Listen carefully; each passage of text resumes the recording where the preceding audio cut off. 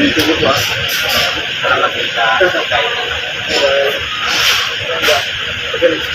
Sige po. So, anyways, kahit paano nakatulong tayo sa sharing ng talent natin sa cooking. Nakatanggap ako ng tawag sa mother ko. May humihingi daw guys ng tulong sa may provincial. Kailangan nila ng foods. Mga tribes sila, kumbaga, mga batak sa amin. Then, tinawagan ako ng mother. Actually, pangalawang beses ko na to silang lulutuan. Then, may mga iba rin kasi humingi ng tulong kay mama. Then, nilutuan ko rin sila mga last months. Tapos ngayon, may nag-request na naman na naghihingi ng tulong kay mama. So, maghapong pagod tayo dahil nagkabit tayo ng kisame pero hindi rason para gamitin natin yung skills natin na makatulong tayo sa kapwa. So ngayon, napakasimple lang. Tapos na tayo sayang. Then, magluto lang natin sila ng pansit. Gisado. Pansit lang, yung Mickey lang. Medyo mabilisan lang to kasi kailangan talaga nila.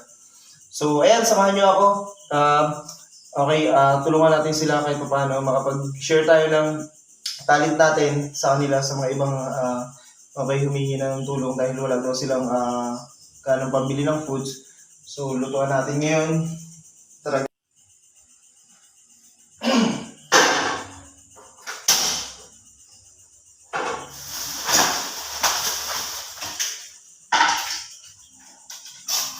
Habang pinapakulo natin yung longganisa, slicein na natin agad yung mga vegetables na to. So, tapos isitaw natin. Mabilisan lang.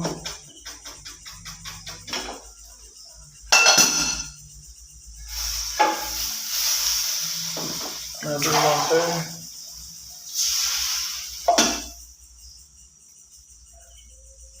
Pansit natin ay longganisa guys. Repolyo.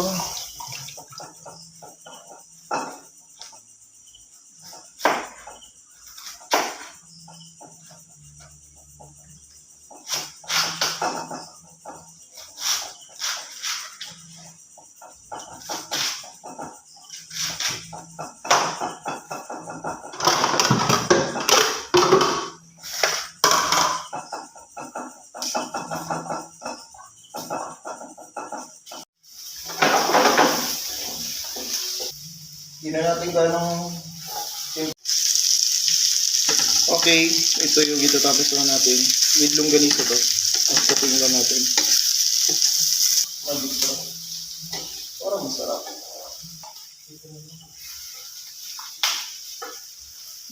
Parang mabilis.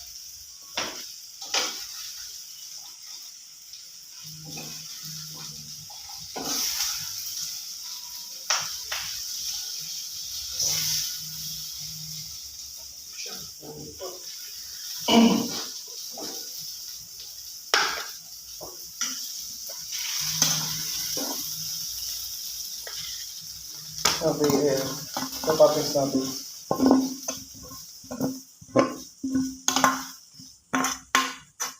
Then yung pinag-ano natin ito, lagay lang natin ito ng water.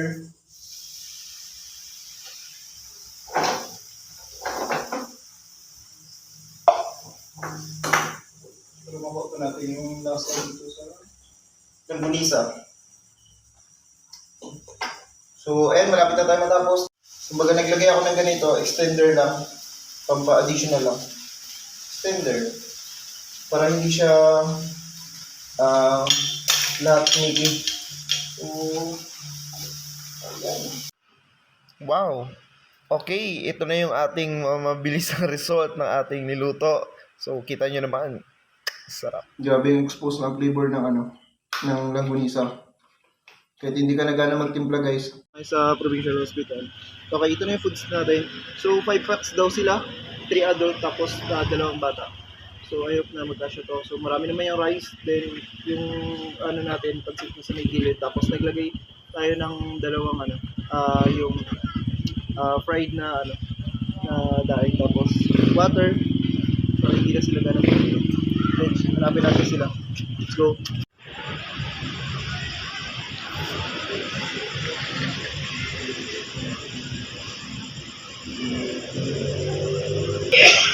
Yung baby. Bali na natin po yung baby sa loob. Tapos yung asawa niyo po. Pero bagong panganak. Ako lang. Kailan? Malawang gabi lang. Ako po 2 days na. Yun ang baby for 2 days. Yung baby. Bali, yung ano, may pang-plato po ba kayo dyan? Wala rin nga. Hindi kami nakadala. Kaya puraduan ka. Yan na kami sa buka na kasi. Hindi pa po. Yan na kami galing. May actually may kutsara naman dito tatlo. Tapos may pansit siya para rice. Bali kayo isang pamilya kayo sa isang bahay.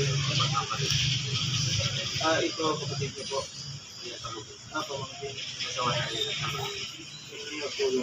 Ito sila taga lang ugan, mga tribes ko sila. Tapos, ayan, nag-request sila ng panghayang gabi kasi hindi sila makaluto din. Ito yung meron silang bigas, meron silang kaldero na lang. Wala silang malutuan. So, bali bukas, gawa ng paraan sa mga official ng barangay. So, ayun, Council, thank you po ayun, na-appreciate na kayo paano. Yung ano natin, Belgrad, ano lang. Okay. Sige po. So, ayun guys, kahit paano nakatulong tayo sa sharing ng talent natin sa cooking. So, ayun. Thank you for watching guys.